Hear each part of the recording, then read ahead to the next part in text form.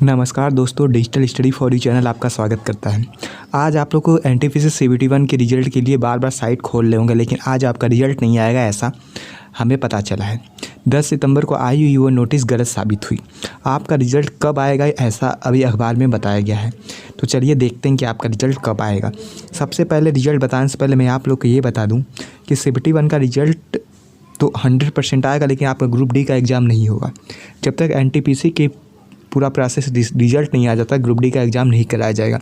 CBT 2 भी group D से पहले कराने का कोशिश की जाएगी, तो इसलिए आप लोग ग्रुप डी के लिए कोई भी धरना प्रदर्शन ना करें। करते हैं तो कीजिए, इस बार रेलवे आपकी बात नहीं सुनेगा।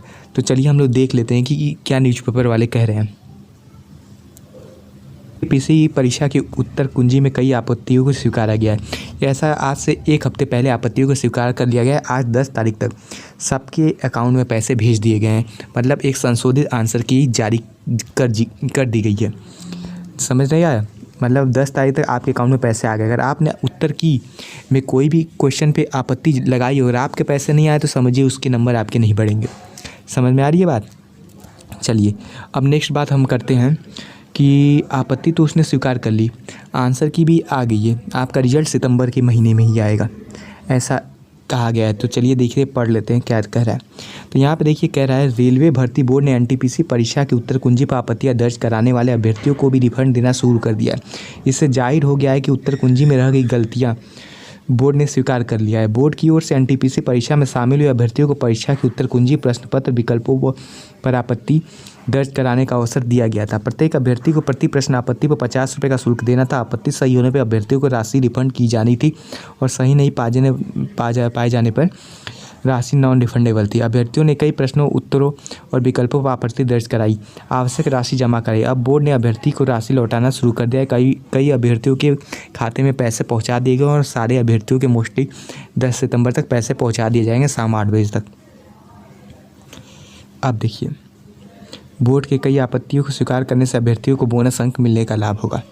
अब लिखा है परिणाम इसी माह। तो चलिए देख लेते हैं कि परिणाम इसी माह क्या। परिणाम आपका इसी माह आएगा। ये जो आर्टिकल देख रहे हैं हिंदुस्तान पेपर से लिया गया है, ठीक है। कहाँ से लिया गया? हिंदुस्तान, ठीक है। सेंस को समझिए, लिख नहीं पा रहा हूँ। हिंदुस्तान पेपर से लिया गया परिणाम। रेलवे भर्ती बोर्ड एनटीपीसी परीक्षा का परिणाम इसी माह घोषित करेगा। पहले चरण में उत्तीर्ण होने वाले अभ्यर्थियों को दूसरे चरण की परीक्षा के लिए बुलाया जाएगा। दूसरे चरण की परीक्षा तिथि फिलहाल घोषित नहीं है, बट हम अगर बात करें दूसरे चरण की परीक्षा, जब भी आपका सीबीटी 1 का अगर रिजल्ट आता है, सीबीटी 1 का रिजल्ट मान लीजिए आपका 30 सितंबर ही को आ जाता है। 30 सितंबर को आ गया ना, तो आयोग आपको सिर्फ 30 दिन का टाइम देगा, क्योंकि ऐसा देखा गया है सीबीटी 2 के एग्ज़ाम में बहुत तेज़ी से एग्ज़ाम की जाती है और सिर्फ 4 से 5 दिन में एग्ज़ाम कंप्लीट कर ली जाती है। तो आपका जो संभावित एग्ज़ाम है, अगर सितंबर में रिजल्ट आता है तो एनटीपीसी सीबीटी 2 की जो डेट पड़ेगी नवंबर पड़ेगी। नवंबर में आपका एग्ज़ाम होगा।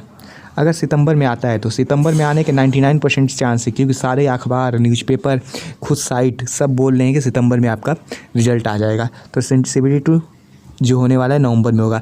तो आप लोग अपनी तैयारी को जारी रखिए। कहीं भी अगर कोई भी दिक्कत आता है तो मेरे टेलीग्राम को ज्वाइन करके वहाँ पे कमेंट करके पूछिए, मैं आपके साथ रहूँगा। अगर ये वीडियो पसंद आ रहा है तो वीडियो को लाइक कीजिए, अगर नहीं पसंद आ रहा है तो डिसलाइक कीजिए और कमेंट लिख कर बताइए क्या मैंने गलती बताया, क्या मैंने सही बताया। तो चलिए भाई, अगर आप लोगों ने अभी तक मेरे चैनल को सब्सक्राइब नहीं करा है तो सब्सक्राइब भी कर लीजिए।